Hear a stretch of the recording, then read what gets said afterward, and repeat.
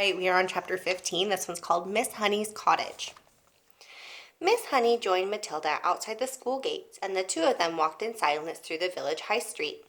They passed the green grocer with his window full of apples and oranges, and the butcher with bloody lumps of meat on display and naked chickens hanging up, and the small bank, and the grocery store, and the electrical shop, and then they came to the other side of the village on the narrow country road where there were no people any more and very few motor cars.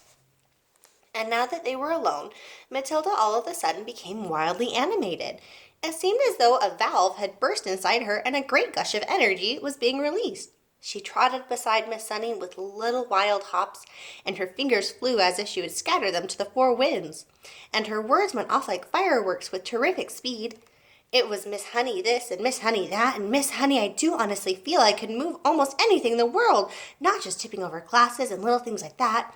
I feel I could topple tables and chairs, Miss Honey.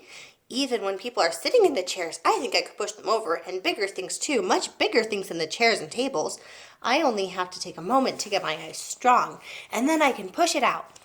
This strongness at anything at all, so long as I am staring at it hard enough. I'm sure to stare at it very hard, Miss Honey, very, very hard, and then I can feel it all happening behind my eyes, and my eyes get hot just as though they were burning, and I don't mind that in the least, and Miss Honey... All right, here she is. She is so excited to go with Miss Honey and see her fun cottage. I think she's mostly excited about her new power she's got. Calm yourself down, child. Calm yourself down, Miss Honey said. Let's not get ourselves too worked up so early in the proceedings. But you do think it's interesting, don't you, Miss Honey? Oh, it is interesting, all right, Miss Honey said. It is more than interesting, but we must tread carefully from now on, Matilda. Why must we tread carefully, Miss Honey? Because we are playing with mysterious forces, my child, that we know nothing about. I do not think they are evil. They may be good. They may even be divine. But whether they are or not, let us handle them carefully. These were wise words from a wise old bird, but Matilda was too steamed up to see it that way. I don't see why I have to be so careful, she said, still hopping about. I'm trying to explain to you, Miss Honey said patiently, that we are dealing with the unknown. It is an unexplainable thing. The right word for it is a phenomenon. It's a phenomenon. Am I a phenomenon? Matilda asked. It is quite possible that you are, Miss Honey said, but I'd rather you think about yourself as anything in particular. But I'd rather you didn't think about yourself as anything in particular at the moment. What I thought we might do is explore this phenomenon a little further, just the two of us together, but making sure we take things very carefully all the time. You want me to do some more of it then, Miss Honey? That is what I'm tempted to suggest, Miss Honey said cautiously. Goody good, Matilda said. I myself, Miss Honey said, am probably far more bowled over by what you are, and I am trying to find some reasonable explanation. Such as what? Matilda asked. Such as whether or not it's got to do with the fact that you are quite exceptionally precocious. What exactly does that word mean? Matilda said. A precocious child, Miss Honey said, is one that shows amazing intelligence early on. You are an unbelievably precocious child. Am I really? Matilda asked. Of course you are. You must be aware of that. Look at your reading. Look at your mathematics. I suppose you're right, Matilda said. Miss Honey marveled at the child's lack of conceit and self-consciousness. I can't help wondering, she said, whether this sudden ability that has come to you of being able to move an object without touching it, whether it might not have something to do with your brain power. You mean there might be room in my head for all those brains, so something has to push out? That's not quite what I mean, Miss Honey said, smiling. But whatever happens, and I say it again, we must tread carefully from now on. I have not forgotten that strange and distant glimmer on your face after you tipped over that last glass. Do you think doing it could actually hurt me? Is that what you're thinking, Miss Honey? It made you feel pretty peculiar, didn't it? Made me feel lovely, Matilda said. For a moment or two I was flying past the stars on silver wings. I told you that. And shall I tell you something else, Miss Honey?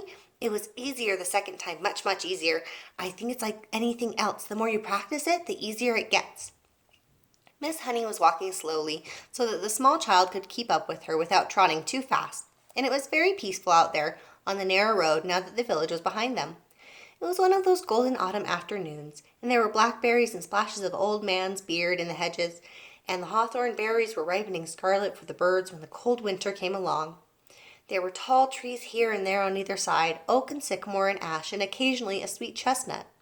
Miss Honey, wishing to change the subject for a moment, gave the names of all these to Matilda and taught her how to recognize them by the shape of their leaves and the patterns of the bark in their trunks. Matilda took all of this in and stored the knowledge away carefully in her mind. They came finally to a gap in the hedge on the left-hand side of the road, where there was a 5-barred gate. "This way," Miss Honey said, and she opened the gate and led Matilda through and closed it again. They were now walking along a narrow lane, and there was no more than a rutted cart track. There was a high hedge of hazel on either side, and you could see clusters of ripe brown nuts in their green jackets.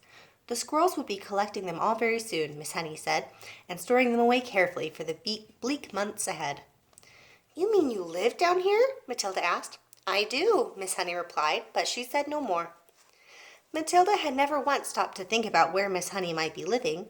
She had always regarded her purely as a teacher, a person who turned up out of nowhere and taught at school and then went away again.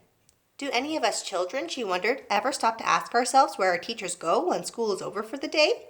Do we wonder if they live alone, or if there's a mother at home, or a sister, or a husband? "Do you live all by yourself, Miss Honey?" she asked. "Yes," Miss Honey said, "very much so." They were walking over the deep sun-baked mud tracks of the lane, and you had to watch where you put your feet if you didn't want to twist your ankle. There were a few small birds around in the hazel branches, but that was all.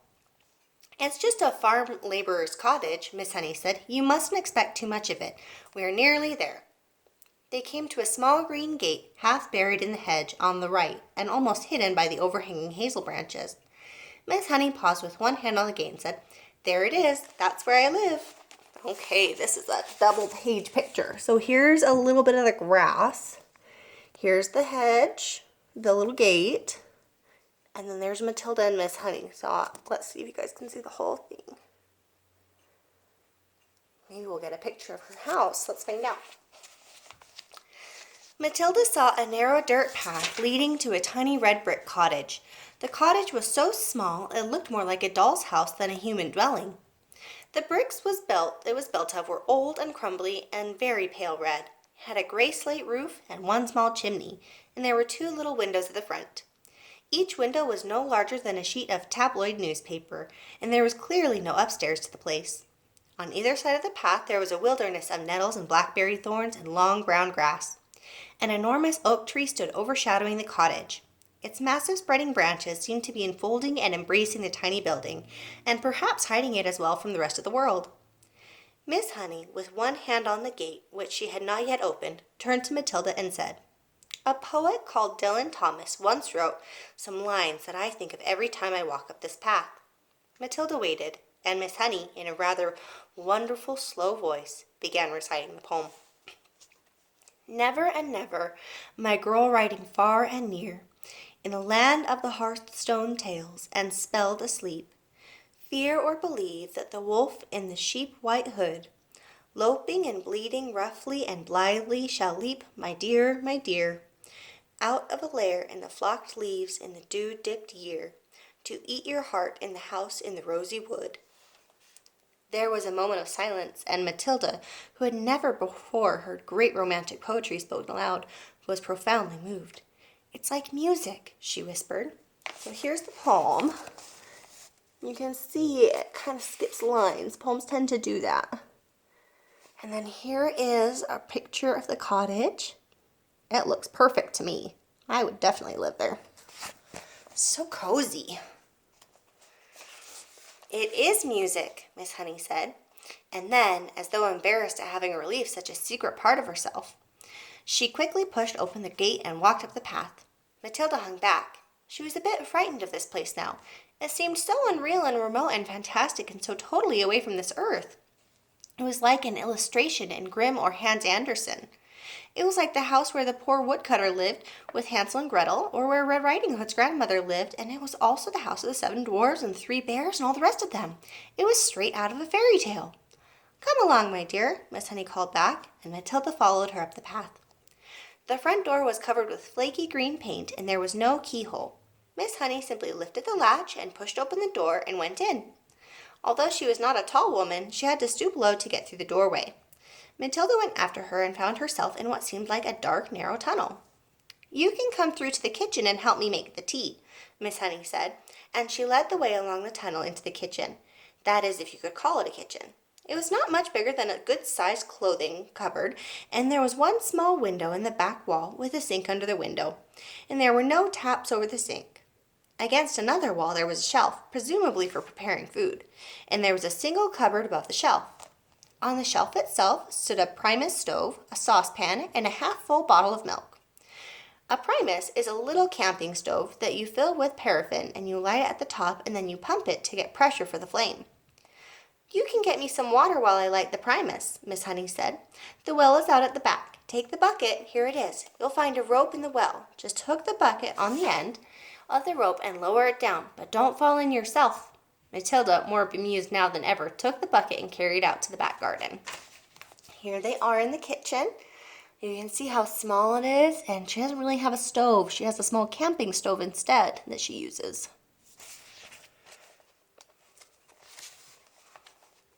The well had a little wooden roof over it and a simple winding device, and there was the rope dangling down into the dark bottomless hole. Matilda pulled up the rope and hooked the handle of the bucket on the end of it. Then she lowered it until she heard a splash and the rope went slack. She pulled it up again, and lo and behold, there was water in the bucket. "Is this enough?" she asked, carrying it in. "Just about," Miss Honey said. "I don't suppose you've ever done that before." Here is Matilda getting water from the well. "Never," Matilda said. "It's fun. How do you get enough water for your bath?" "I don't take a bath," Miss Honey said. "I wash standing up. I get a bucket full of water, and I heat it on this little stove, and I strip and wash myself all over." "Do you honestly do that?" Matilda asked. "Of course I do," Miss Honey said. "Every poor person in England used to wash that way until not so very long ago, and they didn't have a Primus, and they had to heat the water over the fire in the hearth." "Are you poor, Miss Honey?" "Yes," Miss Honey said, "very. It's a good little stove, isn't it?" The Primus was roaring away with the powerful blue flame, and already the water in the saucepan was beginning to bubble. Miss Honey got a teapot from the cupboard and put some tea leaves into it. She also found half a small loaf of brown bread. She cut 2 thin slices, and then, from a plastic container, she took some margarine and spread it on the butter. Margarine, Matilda thought. She really must be poor. Since margarine is a substitute for butter, some people use it because it's a little bit cheaper. Some people prefer margarine. I know my grandma loved margarine. But margarine kind of came because butter got too expensive. Miss Honey found a tray on it, and she put 2 mugs, the teapot, the half bottle of milk, and a plate with 2 slices of bread. "I'm afraid I don't have any sugar," she said. "I never use it." "That's all right," Matilda said. In her wisdom, she seemed to be aware of the delicacy of the situation, and she was taking great care not to say anything to embarrass her companion. "Let's have it in the sitting room," Miss Honey said, picking up the tray and leading the way out of the kitchen and down the dark little tunnel into the room at the front. Matilda followed her, but just inside the doorway of the so-called sitting room, she stopped and stared around her in absolute amazement. The room was as small and square and bare as a prison cell. The pale daylight that entered came from a single tiny window in the front wall, and there were no curtains. The only objects in the entire room were 2 upturned wooden boxes to serve as chairs and a third box between them for a table. That was all. There were no pictures on the walls, no carpet on the floor, only rough, unpolished wooden planks, and there were gaps between the planks where dust and bits of grime had gathered. The ceiling was so low that with a jump Matilda could nearly touch it with her fingertips. The walls were white, but the whiteness didn't look like paint. Matilda rubbed her palm against it, and a white powder came off onto her skin. It was whitewash, the cheap stuff that is used in cowsheds and stables and hen houses. Matilda was appalled. Was this really where her neat and trimly dressed schoolteacher lived? Was this all she had to come back to after a day's work? It was unbelievable. And what was the reason for it?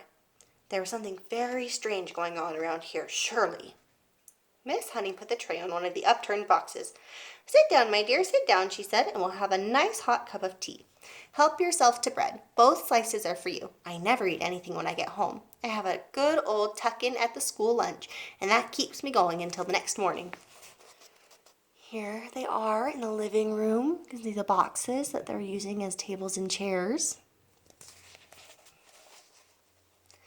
Matilda perched herself carefully on an upturned box, and more out of politeness than anything else, she took a slice of bread and margarine and started to eat it. At home, she would have probably been having buttered toast and strawberry jam and probably a piece of sponge cake to round it off. And yet, this was somehow far more fun. There was a mystery here in this house, a great mystery. There was no doubt about that, and Matilda was longing to find out what it was. Miss Honey poured the tea and added a little milk to both cups. She appeared to not be in the least ill at ease, sitting on an upturned box in the bare room and drinking tea out of a mug that she balanced on her knee. "You know," she said, "I've been thinking very hard about what you did with that glass. It is a great power that you have been given, my child. You know that." "Yes, Miss Honey, I do," Matilda said, chewing her bread and margarine. "So far as I know," Miss Honey went on, "nobody else in the history of the world has been able to compel an object to move without touching it or blowing on it or using any outside help at all." Matilda nodded but said nothing. "The fascinating thing," Miss Honey said, "would be to find out the real limit of this power of yours. Oh, I know you think you can move about anything there is, but I have my doubts about that." "I'd love to try something really huge," Matilda said. "What about distance?" Miss Honey asked. "Would you always have to be close to the thing you were pushing?" "I simply don't know," Matilda said, "but it would be fun to find out." Okay, we're going to read the next chapter tomorrow. The next chapter is called Miss Honey's Story, so maybe we'll find out why Miss Honey is living the way she's living. Okay, I will see you guys tomorrow. Bye.